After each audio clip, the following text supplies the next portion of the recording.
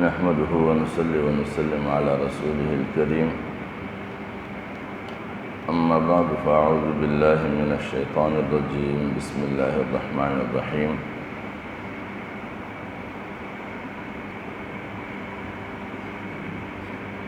آج کی درس قرآن میں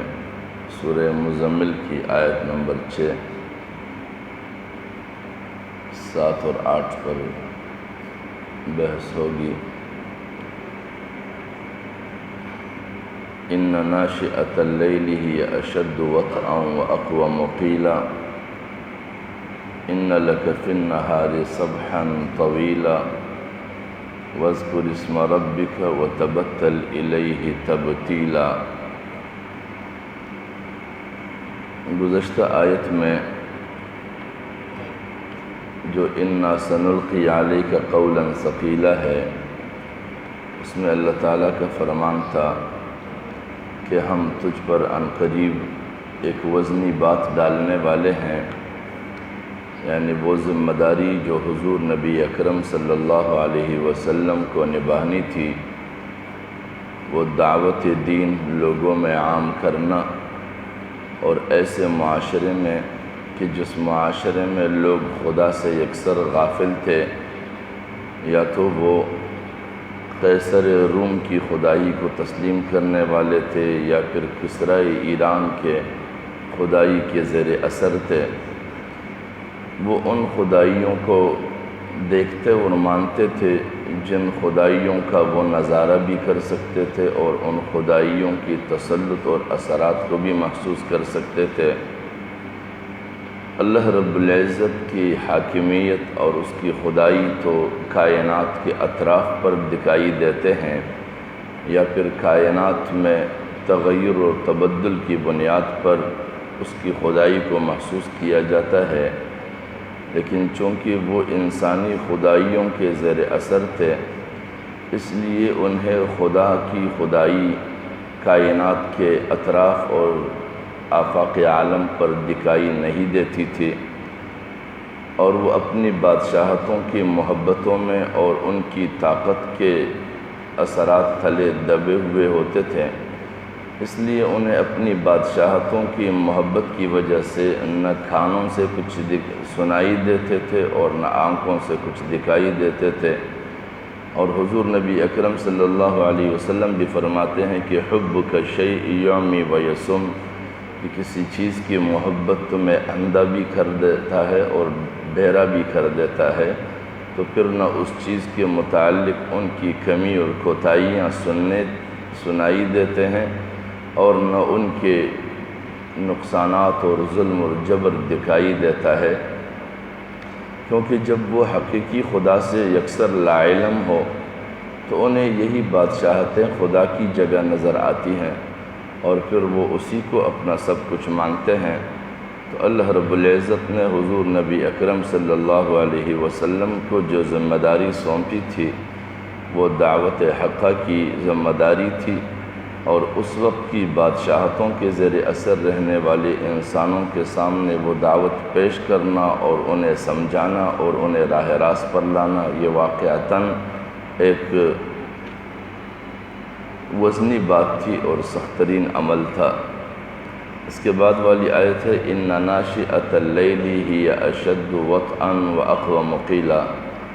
کیونکہ اس سے ایک دو آیت پہلے تھے قم اللیل الا قلیلا، تو یہاں پر اسی رات کے جاگنے کے حوالے سے بات ہے ان ناشئۃ اللیل ہی اشد وطئا واقوم قیلا، کہ بلا شبہ رات کا اٹھنا یہ انتہائی دشوار گزار اور روند ڈالنے والا ہے، اور خاص طور پر قید نفس کو روند ڈالنے والا ہے۔ وَأَقْوَمُ قِيلًا، اور بات بھی رات کی تنہائی میں سیدھی نکلتی ہے۔ حضرت امام شاہ ولی اللہ رحمۃ اللہ علیہ بھی اس حوالے سے فرماتے ہیں کہ رات کا قیام دل اور زبان میں موافقت پیدا کرنے کے لحاظ سے زیادہ موزوں ہے، اور الفاظ منہ سے نکلنے کے لیے بہت بہتر ہیں۔ اس کا مقصد یہ ہے کہ وہ طبقہ جو اپنی زندگی میں دین حق کی دعوت کی ذمہ داری نبھانے کی بار اٹھائے ہوئے ہوتے ہیں، ان کے لیے یہ لازمی ہے کہ وہ رات میں اٹھیں۔ اور رات میں اٹھنے کے دو معنی ہیں۔ ایک تو وہاں پچھلے جو آیتوں میں ہے قم اللیل الا قلیلا نصفہ او انقص منہ قلیلا او زد علیہ، کہ وہ رات کو جاگیں، آدھی رات جاگیں یا اس کی چوتھائی جاگیں۔ اس کا مقصد یہ ہے کہ وہ اللہ کے حضور سر بسجود ہوں اور ان کے سامنے، ان کے حضور میں تمام انسانوں سے تنہائی میں اور پردے میں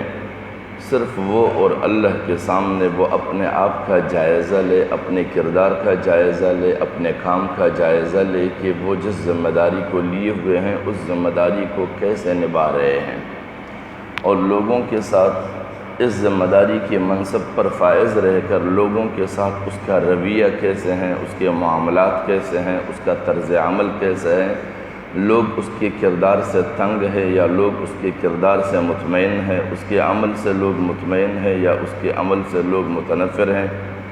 ان ساری چیزوں کا وہ تنہائی میں جائزہ لیں تاکہ وہ اپنے ساتھ خود احتسابی کا عمل کر سکیں۔ اور خود احتسابی کے عمل کرنے والا فرد ہمیشہ معاشرے کے لیے خیر کے اسباب پیدا کرتا ہے۔ اور یہاں پر آیت نمبر 6 میں دوبارہ اسی کے تذکرے دو اعتبار سے ہیں کہ رات کا اٹھنا واقعتاً دشوار ہے، کیونکہ رات میں طبیعت کا میلان سونے اور آرام کے لیے ہے۔ اور پھر یہاں پر اٹھنے کا جو لفظ ہے اس کا مقصد بھی یہ ہے کہ عموماً تہجد کے لیے مسنون طریقہ اٹھنے کا اور بہتر مناسب طریقہ یہی ہے کہ سونے کے بعد اٹھا جائے اس کے لیے، کیونکہ سونے کے بعد اٹھنے کا تہجد کی تقاضوں کی تکمیل ہو جاتی ہے۔ وہ مشقت جو تہجد کے لیے اٹھانی پڑتی ہے واقعتاً وہ اس مرحلے سے گزر بھی جاتا ہے۔ لیکن اگر وہ سو کر نہیں اٹھتا ہے، جاگا ہی رہتا ہے، تو وہ قیام اللیل تو ہو جائے گا لیکن تہجد کا اطلاق زیادہ طور پر اس پہ نہیں ہو سکے گا۔ اور دوسری بات اس سے یہ تعلیم بھی اس سے ملتا ہے کہ وہ طبقہ جو دین حق کی دعوتی ذمہ داری کو نبھانے والے ہیں، ان پر یہ بھی لازم ہے کہ اگر وہ دن میں لوگوں تک دعوت حق پہنچاتے ہیں اور اس ذمہ داری کو نبھانے والے ہوتے ہیں، تو بہت سارے لوگ ایسے بھی ہوتے ہیں کہ دن میں ان کی اپنی مصروفیات اور اپنے معاملات ہوتے ہیں، آپ ان کے سامنے جائیں دعوت دینے کے لیے تو وہ اس میں پریشانی اور اکتاہٹ محسوس کرتے ہیں، کیونکہ ان کی نگاہوں میں دعوت دین کی اہمیت اتنی نہیں ہوتی ہے جتنی دعوت دینے والے کی نظر میں اس کی اہمیت ہوتی ہے۔ تو جب وہ دعوت دینا شروع کرتے ہیں تو ان پر انتہائی بوجھل ہوتا ہے، کیونکہ ان کی نظر میں ان کی کاروبار، ان کی ضروریات، ان کے معاملات زیادہ اہم ہوتے ہیں ان کے لیے۔ تو پھر ایسے لوگوں کے لیے زیادہ مؤثر ترین طریقہ یہ ہے کہ ان کو نشانے پہ رکھا جائے اور توجہ میں رکھا جائے، رات میں فارغ وقت میں ان کے پاس چلا جائے اور ان کو رات میں جو ہے اٹھا کر ان کو یہ کہا جائے کہ میں تمہارے لیے بیتاب ہوں، تیری آخرت کے لیے بیتابی کو محسوس کر رہا ہوں، اس لیے میں رات کی تاریکی اور تنہائی میں بھی آپ کے درد کو لیے ہوئے تیرے حضور آیا ہوں، اور میں چاہتا ہوں کہ تم اللہ کے دین کو قبول کرو اور اللہ کے دین کے لیے میدان میں نکلو۔ تو آپ کی رات کا یہ نکلنا اور ان کے لیے جانا ان کے دل میں دین کی دعوت کے لیے جگہ پیدا کر سکتا ہے اور یہ زیادہ مؤثر ہے۔ اور یہاں پر امام شاہ ولی اللہ رحمۃ اللہ علیہ نے جو فرمایا ہے، اور الفاظ منہ سے نکلنے کے لیے بہت بہتر ہیں، یعنی اس وقت انسان تمام معاملات سے یکسو ہو کر بالکل ذہن کو خالی کر کے ایک طرف ہو کر وہ صرف اور صرف ان باتوں کو نکال سکتا ہے جو اس کے دل سے نکلتے ہیں، کیونکہ جو بات دل سے نکلتی ہے وہ دل پر اترتی ہے اور اثر بھی رکھتی ہے۔ تو اس لیے وہ جماعت حقہ جو دین حق کی دعوت چلاتے ہیں اسے رات کو اٹھنا بھی چاہیے ہے، اور دونوں اعتبار سے بات جو ہے وہ سیدھی نکلتی ہے۔ اگر اپنے لیے اللہ کے حضور بات کرنی ہو تو وہ بھی زیادہ سیدھی نکلتی ہے، اور اگر کسی کو دعوت دینے کی غرض سے نکلیں تو وہ بات بھی سیدھی نکلتی ہے، کیونکہ اس وقت کوئی دیکھ بھی نہیں رہا ہوتا کہ آدمی کے دل میں ریاکاری کا شائبہ پیدا ہو کہ یہ بندہ لوگوں کو دعوت دے رہا ہے، لوگوں کے پاس جا رہا ہے، منتیں کر رہا ہے، تو کم از کم اگر دن میں وہ کرتا ہے تو ممکن ہے کہ اس کے ذہن میں یہ شائبہ آ جائے کہ لوگ بھی مجھے دیکھ رہا ہے، معاشرے میں اچھا سمجھا جاؤں گا، میں دین کا داعی سمجھا جاؤں گا۔ لیکن جب وہ رات میں نکلتا ہے تو اس کے اور خدا کے اور اس کے دعوت دینے والے کے علاوہ اور کوئی نہیں ہوتا، تو وہ جو بھی بات کہے گا صرف اللہ کی رضا کے لیے کہے گا۔ اور اگلی آیت ہے آیت نمبر 7، اِنَّ لَكَ فِي النَّهَارِ سَبْحًا طَوِيلًا، البتہ تیرے لیے دن میں لمبا شغل ہے۔ اور یہاں پر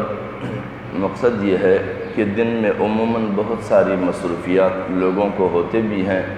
اور حضور نبی اکرم صلی اللہ علیہ وسلم کو مخاطب فرما کر اللہ تعالیٰ فرماتے ہیں کہ تمہارے لیے دن میں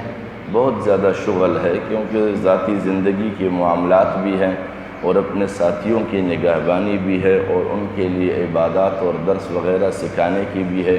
کیونکہ قرآن کی جو آیت آیا کرتی تھی وہ آیت باقاعدہ لوگوں کو سکھایا بھی کرتے تھے، سمجھایا بھی کرتے تھے۔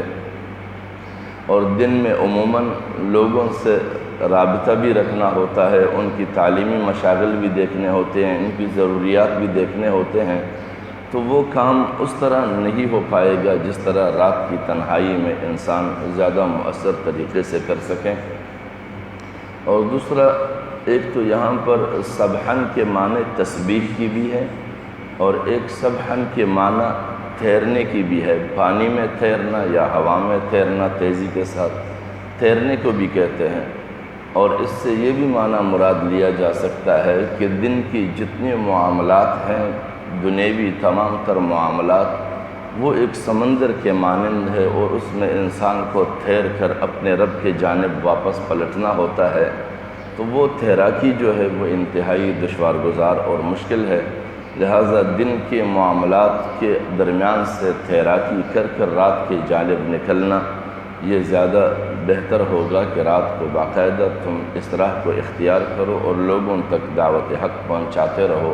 کیونکہ دن کی مشاغل اتنے پیمانے پر یہ دعوت کے کام نہیں کرنے دیتا ہے جتنا رات کی تاریکی میں اور تنہائی میں آسانی سے ہو جاتا ہے۔ اگلی آیت نمبر 8، وَاذْكُرِ اسْمَ رَبِّكَ وَتَبَتَّلْ إِلَيْهِ تَبْتِيلًا، اور اپنے رب کا نام یاد کر، وَتَبَتَّلْ إِلَيْهِ تَبْتِيلًا، اور سب سے پوری طرح کٹ کر صرف اسی کی طرف ہو جا، یعنی جتنے بھی معاملات ہیں، جتنے بھی مسائل ہیں، اور جتنے بھی لوگ ہیں، اور جتنی بھی طاقتیں ہیں، جتنے بھی خدائی کے دعوے دار ہیں، سب کو یک طرف چھوڑ کر یکسو ہو کر صرف اور صرف اللہ کا ہی نام لیا جائے اور اسی کی طرف ہو جائے۔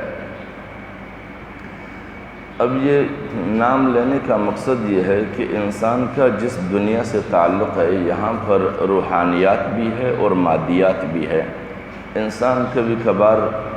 مادے میں اتنی پڑ جاتے ہیں، یعنی دنیوی ضروریات میں انسان اتنا پڑ جاتا ہے کہ وہ اپنی زندگی کے سب کچھ اسی مال و متاع کو سمجھنے لگتا ہے، جس طرح کہ وہ طبقات جو الہیات سے دور ہے، اللہ کے تعلیمات سے غافل ہیں، انہیں سب کچھ مادے میں ہی نظر آتا ہے، اور وہ اپنے طاقت کے محور بھی مادے میں سمجھتے ہیں اور زندگی بھی مادے میں سمجھتے ہیں، اور یہاں تک کہتے ہیں کہ وَمَا يُهْلِكُنَا إِلَّا الدَّهْرُ، ہمیں زمانہ مارتا ہے، یعنی جس طرح کہ وہ میادی برتن ہوتے ہیں، عموماً شیشے کے گلاس لوگ استعمال کرتے ہیں، ایک زمانے تک وہ چل رہے ہوتے ہیں، پھر اس میں کوئی چیز ڈالی جائے، چائے یا کچھ بھی، تو وہ خود بخود ریزہ ریزہ ہو جاتے ہیں، اس کی میعاد پوری ہو جاتی ہے۔ تو کچھ لوگ ایسے بھی ہیں کہ وہ اتنے مادہ پرست ہو جاتے ہیں کہ وہ انسان کو بھی ایک مادی چیز سمجھتے ہیں، وہ ایک روحانی مخلوق اس کو نہیں سمجھتے ہیں کہ اللہ رب العزت نے انہیں روحانیات کے ذریعے پرورش پانے کے لیے پیدا کیا ہے، بلکہ وہ اس کو بھی مادہ سمجھتے ہیں، اور یہاں تک سوچتے ہیں کہ ہم مرتے جب ہیں تو ہمیں باقاعدہ کوئی ذات نہیں مارتا ہے، نعوذ باللہ، ہم خود ہی مر جاتے ہیں۔ جس طرح یہ دوسری چیزیں گھاس پھوس وغیرہ اگتے ہیں اور پھر وہ خشک ہو جاتے ہیں، پھر وہ گر جاتے ہیں، پھر ہوا میں اڑ جاتے ہیں، تو وہ انسانوں کو بھی اس طرح سمجھتے ہیں۔ تو یہاں پر اللہ رب العزت ایک خاص ذہنیت دینے کے لیے فرماتے ہیں وَاذْكُرِ اسْمَ رَبِّكَ، اللہ کے نام کو یاد کیا کرو، تاکہ اللہ رب العزت کی تمام تر صفات زندگی کے معاملات میں تمہارے سامنے آتے رہیں۔ یعنی کسی کے ساتھ آپ کے لین دین کا معاملہ آئے تو وہاں پر اللہ کے رحم و کرم بھی آپ کے ذہن میں ہو، کسی کے ساتھ تعاون کا معاملہ آئے تو اللہ تبارک و تعالیٰ کی صفت رازق اور رزاقیت بھی آپ کے ذہن میں ہو، آپ کے کسی کے ساتھ مدد کا معاملہ آئے تو وہاں پر اللہ رب العزت کی صفت نصیر اور والی اور ولی بھی یاد آئے۔ یعنی اس کا مقصد یہ ہوگا کہ اللہ رب العزت کسی کے ساتھ مدد کرتا ہے تو ان انسانوں کو ضرورت مند سمجھ کے، مجبور سمجھ کے ان کی ضروریات کی تکمیل کے لیے مدد کرتا ہے، تو انسان بھی چونکہ اسی ذات کے بندے ہیں، لہٰذا اس نے بھی ان کے صفات کی جھلک اپنے آپ میں پیدا کرنی ہے۔ یوں نہ ہو کہ انسان اپنے آپ کو مومن اور مسلمان تو کہیں لیکن ساتھ میں ان کی عادت یہ ہو کہ کسی کے ساتھ اس کے رحم اور کرم کا کوئی معاملہ ہی نہ ہو۔ اور حضور نبی اکرم صلی اللہ علیہ وسلم فرماتے ہیں کہ ارحم من فی الارض یرحمکم من فی السماء، کہ زمین پر جو ہے ان کے ساتھ آپ رحم و کرم کا معاملہ کریں گے تو آسمانوں کا جو مالک ہے وہ تمہارے اوپر رحم کرے گا اس کے بدلے، کیونکہ اللہ رب العزت نے دنیا کے اندر دیکھنا ہوتا ہے کہ میرے بندے میری صفات کی کس قدر حامل ہے کہ میں ان پر اسی قدر کی مہربانی اور نوازشات کروں۔ تو یہاں پر اللہ تبارک و تعالیٰ فرماتے ہیں کہ وَاذْكُرِ اسْمَ رَبِّكَ، اللہ کے نام کو یاد کیا کریں۔ جب اللہ کے نام کو یاد کریں گے تو زندگی کے تمام تر معاملات میں اللہ یاد ہی رہے گا۔ عموماً ذکر کا لوگ یہ معنی لیتے ہیں کہ اللہ تبارک و تعالیٰ کی کسی نام کو مخصوص مقدار میں وہ تو یا تو انگلیوں کے نشانات پر پڑھتے رہے یا پھر تسبیح کے دانوں پر پڑھتے رہے، وہ 500 پوری کرے، وہ 1000 تعداد پوری کرے، وہ 2000 پوری کرے، وہ بھی ایک طرز عمل ہے ذکر کا، لیکن سب سے جو بھی صفت ہے وہ ہر صفت آپ کی زندگی کے انہی معاملات کے وقت آپ کو یاد آئے، کیونکہ اللہ رب العزت قادر مطلق ذات ہے۔ ان اللہ علی کل شیء قدیر، کہ آپ کا جس کے ساتھ بھی کوئی معاملہ ہو، اگر آپ کا اس میں ارادہ ہو ایر پیر کرنے کا یا ان کے ساتھ کوئی داؤ پیچ کھیلنے کا، تو انسان یہ سوچے کہ اللہ رب العزت قادر مطلق ہے، وہ کبھی بھی مجھے پکڑ سکتا ہے، میرے گرفت سے وہ غافل نہیں ہے۔ ان اللہ علیم بذات الصدور،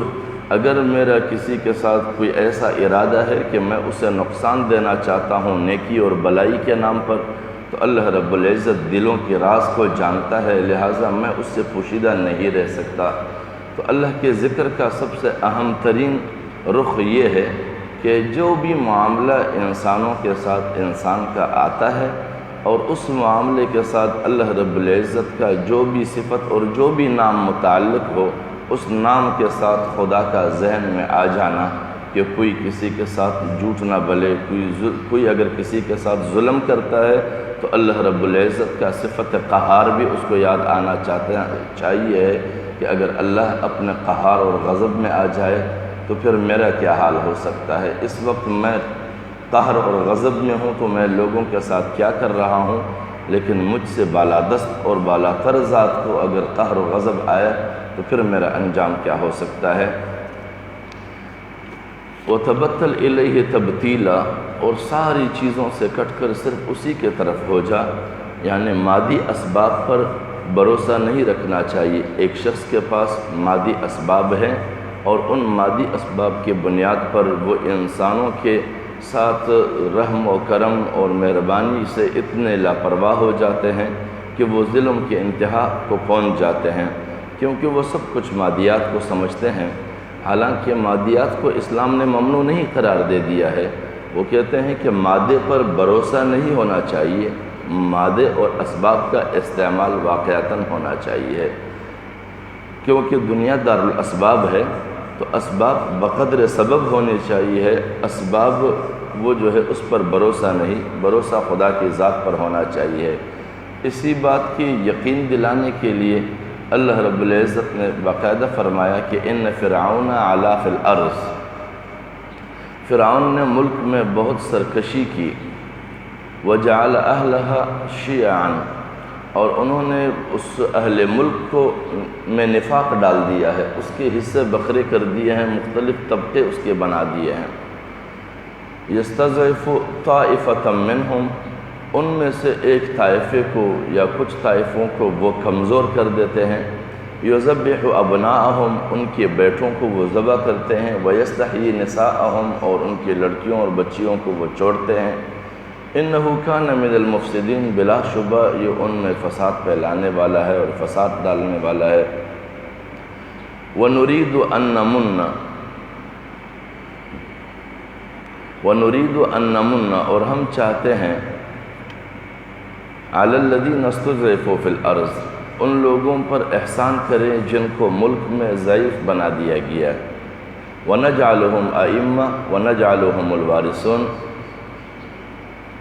اور ان کو ہم رہنمائی اور بڑائی اور قومی قیادت اور ملک کی سیادت ان کے سپرد کر دیں۔ یعنی اللہ رب العزت یہاں پر وہ طبقہ جو معاشرے میں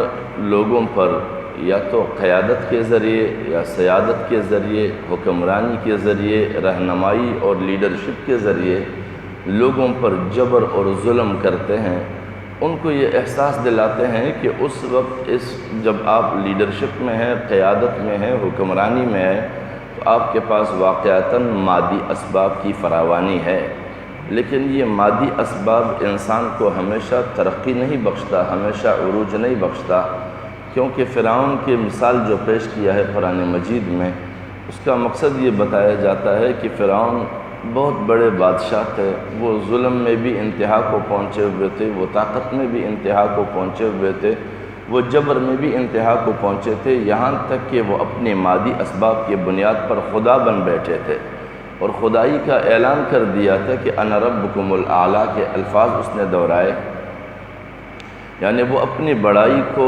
ہر لحاظ سے لوگوں پر مسلط کرنا چاہتے تھے، اور مقصد اس کا یہ تھا کہ لوگ کائنات میں کسی اور خدا کی تصور بھی نہ کر سکے۔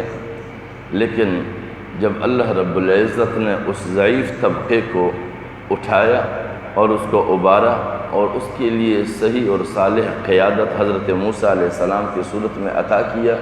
تو پھر وہی ضعیف قوم کی جن کے لڑکوں کو وہ قتل کرتے تھے، جن کی لڑکیوں کو وہ چھوڑتے تھے اور ان کے حصے بکھرے کر کے ان کے باہم لڑایا کرتے تھے، ان کے تفریق بنایا تھا، اسی قوم نے بالآخر نجات پایا اور فرعون غرق ہوا۔ تمام مادی اسباب کے ہوتے ہوئے بھی وہ نجات نہ پا سکے، اور جن کے پاس کچھ نہیں تھا سوائے خدا کے، ان کو اللہ رب العزت نے عروج بخشا۔ تو اس کا مقصد یہ ہے کہ وہ طبقات جو معاشرے میں لوگوں پر مسلط ہوتے ہیں، وہ جس صورت میں بھی ہو، انہیں اپنے وقتی مادی اسباب پر مغرور نہیں ہونا چاہیے ہے، کیونکہ ایک وقت آ سکتا ہے کہ اس کے وہ تمام تر مادی اسباب ناکارہ بھی ہو سکتے ہیں، بیکار بھی ہو سکتے ہیں، غیر مؤثر بھی ہو سکتے ہیں، اور جب وہ سب کچھ غیر مؤثر ہوگا تو پھر نہ اس کی بڑائی رہے گی، نہ اس کی خدائی رہے گی، نہ اس کا طاقت رہے گا، اور جب اس کی غرقاب کا وقت آئے گا تو پھر نہ اس کی فوج اور اس کے لاؤ لشکر اور اس کی طاقت اور اس کی مادی اسباب اسے بچا بھی نہیں سکے گی اور اسے زندہ بھی نہیں رکھ سکے گی۔ اور پھر اللہ رب العزت باقاعدہ اعلان فرماتے ہیں کہ الیوم ننجیک ببدنک لتکون لمن خلفک آیہ، کہ آج کے دن میں تمہاری جسم کو باقی رکھوں گا تاکہ بعد میں آنے والے بڑائی کے دعوے داروں کے لیے تمہارا یہ بدن عبرت کا نشان بن کر رہے، کیونکہ تم قد و قامت میں بھی ان سے زیادہ ہو، اور تم طاقت میں بھی ان سے زیادہ ہو، تم لشکر میں بھی ان سے زیادہ ہو، بہت قدیم زمانے میں ہو کر بھی بہت بڑے بڑے اسباب کے مالک تھے، لیکن اس کو دیکھ کر لوگ سبق حاصل کرتے رہے۔ لیکن افسوس کی بات ہے کہ ہمارے یہاں ہم دین سے واقف بھی رہتے ہیں، قرآن پڑھتے بھی ہیں، قرآن سیکھتے بھی ہیں، قرآن سکھاتے بھی ہیں، لیکن خود نہ قرآن کو سمجھتے ہیں نہ ان کے جانب متوجہ ہوتے ہیں۔ ہمیشہ ہم دوسروں کو سکھاتے ہیں، دوسروں کو سمجھاتے ہیں، خود نہ سیکھتے ہیں نہ سمجھتے ہیں، جن کے نتائج یہی ہوتے ہیں کہ حضور نبی اکرم صلی اللہ علیہ وسلم فرماتے ہیں کہ ایک زمانہ ایسا بھی آئے گا کہ فتنے اہل علم سے اٹھیں گے اور اہل علم پر پلٹیں گے، اور آج کل وہی زمانہ ہے کہ فتنے اہل علم سے اٹھتے ہیں اور پھر اہل علم ہی پر پلٹتے ہیں، اور جب اہل علم پر پلٹتے ہیں تو پھر اہل علم طبقوں کی نہ عزت باقی رہتی ہے، نہ وقار باقی رہتا ہے۔ اور ہم نے دیکھا ہے ہمارے معاشرے کے اندر اہل علم طبقے تھے جنہوں نے لوگوں کو فرقہ پرستی کے لیے ابھارا، دہشت گردی کے لیے ابھارا، فسادات کے لیے ابھارا، مذہبی منافرتوں کے لیے ابھارا، اور پھر ہم نے انہی رہنماؤں کو دیکھا کہ بے کس کی ان کی لاشیں پڑی ہوئی ہیں، روڈوں پر گرے ہوئے ہیں، روڈوں پر گھسیٹے جاتے ہیں، روڈوں پر مارے جاتے ہیں۔ اور اس کی وجہ یہ ہے کہ وقتی عروج کو وہ سب کچھ سمجھتے ہیں، لیکن بعد میں ان کا انجام جو ہوتا ہے اس انجام سے نہ ان کے قریبیوں کو سبق ملتا ہے، نہ لوگوں کو سبق ملتا ہے، اور بار بار وہی بیماریاں دہرائی جاتی ہے۔ اللہ کریم ہمیں توفیق بخشے کہ ہم اپنے آپ میں تبدیلیاں پیدا کر سکیں۔ آج کے درس کا خلاصہ یہ ہے کہ انسان کی سینے میں اگر واقعتاً درد ہے، انسان اگر انسانیت کے لیے درد رکھتا ہے تو پھر وہ واقعتاً رات کو اٹھے گا، اور رات کی اس تکلیف اور مشقت کو وہ برداشت کرے گا، اپنے خود احتسابی کے لیے بھی اور دوسروں تک حق پہنچانے کے لیے بھی اور سمجھانے کے لیے بھی، کیونکہ دن میں کئی سارے مسائل میں وہ خود بھی مشغول رہتے ہیں اور ان کی توجہ بھی بٹھی رہتی ہے اور انسانیت بھی مشغول رہتی ہے۔ لہٰذا ان تمام تر مسائل سے نکل کر اپنے رب کی جانب نکلنا تاکہ اس کو یاد کیا جا سکے، اور ان کے نام و صفات کے ساتھ اسماء الحسنہ جس کو کہتے ہیں اس کے جانب متوجہ رہنا، اور ان صفات کی جانب متوجہ رہ کر جو ان صفات کا تقاضا ہے دعوت حق کے داعیوں کے اندر بھی وہ احساس بیدار ہو، تاکہ وہ اپنے دنیوی تمام تر معاملات سے بے نیاز ہو کر، جس طرح کہ فرمایا گیا ہے وَتَبَتَّلْ إِلَيْهِ تَبْتِيلًا، اور سب سے پوری طرح کٹ کر صرف اسی کے طرف ہو جا جس کو اللہ رب العزت کے نام سے ہم جانتے ہیں، اسی کی طرف لوگوں کے ذریعے سے اپنے آؤ بگت کرانا اور اللہ کے احکام سے اور قانون اور ضابطوں سے غفلت رہنے سے بچانا اس کا بنیادی مقصد ہوگا، اور اپنے آپ کو بچائے رکھنے کا جو ہے ترجیحی بنیادوں پر اس کے پیش نظر ہوگا، تاکہ نہ وہ خود ڈوبے، نہ وہ خود غرق ہو، نہ اپنے ساتھ چلنے والوں کو وہ برباد اور غرق کرے، اپنے آپ کو بھی اللہ کی گرفت سے بچائے اور اپنے ساتھ چلنے والوں کو بھی اللہ کی گرفت سے بچائے، اور دنیا کی تمام تر آسائشوں اور مادیات سے وہ بے پرواہ ہو کر اس بات کی جانب متوجہ ہو کہ ایک اور ذات ہے جس کے ہاتھ میں یہ سب کچھ ہے، جس پر میں نازاں ہوں، اگر آج ملا بھی ہے تو کل ہاتھ سے ریت کی طرح پھسل بھی سکتا ہے، تو میں کیوں اتنا غرور پر جاؤں کہ میں خدا کو بھی بھول جاؤں، اس کی طاقت کو بھی بھول جاؤں اور حقائق کو بھی بھول جاؤں اور تاریکیوں میں لوگوں کو دھکیلتا رہوں، کیونکہ مجھ سے ان ساری چیزوں کے بارے میں باس پرس ہوگا۔ لہٰذا اللہ کریم ہم میں یہ احساس پیدا کرے کہ ہم آخرت کے باس پرس کے بنیاد پر اس دنیا میں لوگوں کے ساتھ ظلم اور زیادتی اور خیانت سے باز رہیں، اور جو حقیقت ہے اسی کو ہی بتا سکے اور اسی کی ہی تلقین لوگوں میں ہم کر سکیں۔ وآخر دعوانا ان الحمدللہ رب العالمین۔ الحمدللہ رب العالمین والعاقبۃ للمتقین والصلاة والسلام علی اشرف الانبیاء والمرسلین وعلی آلہ وصحبہ ومن تبعهم بإحسان إلی یوم عظیم۔ ربنا آتنا من لدنک رحمة وهیئ لنا من امرنا رشدا، وصلی اللہ تعالی علی خیر خلقہ محمد وآلہ واصحابہ اجمعین برحمتک یا رب۔